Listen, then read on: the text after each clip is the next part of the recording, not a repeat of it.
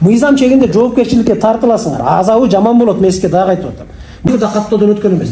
Кимдики госрегистрде каттоодон өткөн болсо, ошонуку мыйзам.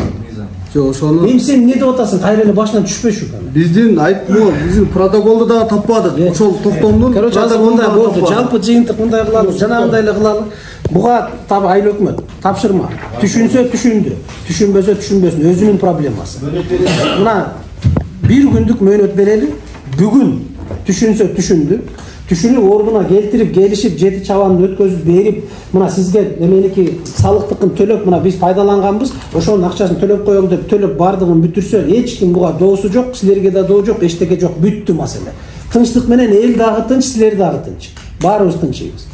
Жок, эгерде түшүнбөй эле кайра эле момундай кыла бере турган болсо, анда эртеңки күнгү арызды жазып туруп, İçki işler organları, prokuratura менен териштирүү бул бүт акчасынын бардыгын көтөрүп чыккыла. Анда өзүнөн көрсүн. Биз бул балага түшүндүрүп айттык, мындан ары маселе.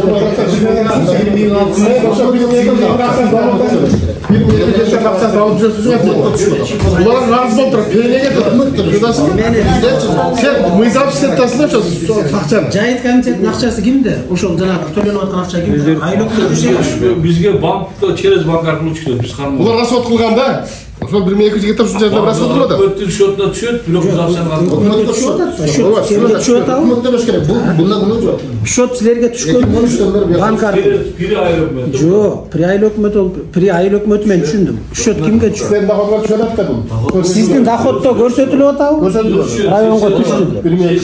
Значит, 100% сиз жоопкерсиз. Бул кантип чыгымдады сизден ал акчаны алып ал экинчи маселе. Акча сизге түштү. Банктан сиз колуңузга алган жоксуз. Ал туура. Сизге банктан которулуп берилди, туурабы?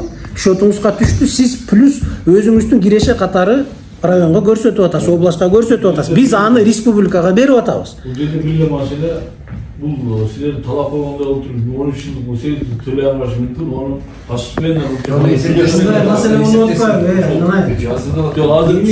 Эми аны сүйлөшүп алып, ичара чече турган маселе деп атам. Эми кайра айтыра бербегиле ал маселе.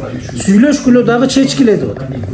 Буга чейин деле чечип койсоңор болмок да ошентип. Мисалы, унчукпай эле төлөп четинен төлөп койсоңор, салык не кылат? Жазыны сотко берип же мына маселени көтөрүп не кылат? Салыгы түшүп атса.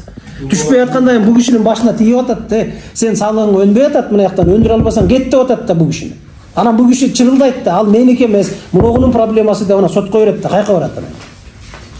Бири-бириңерден душман издебегиле деп атам. Бул мыйзам чегиндеги болуп аткан нерсе. Эч жака кача албайсыңар. Мен мына дагы түшүндүрүп айтып атам.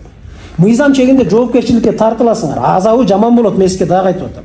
Бала түшүнбөсө, муну баланын дагы азабы жаман болот. Түшүнбөсө өзүнүн проблемасы. Ал акча каяка түшкөн акчаңар кантип чыгымдалып атканын билебиз да, бардыгыбыз эле билебиз да, туурабы? Бир күндө чече албайт. Панелге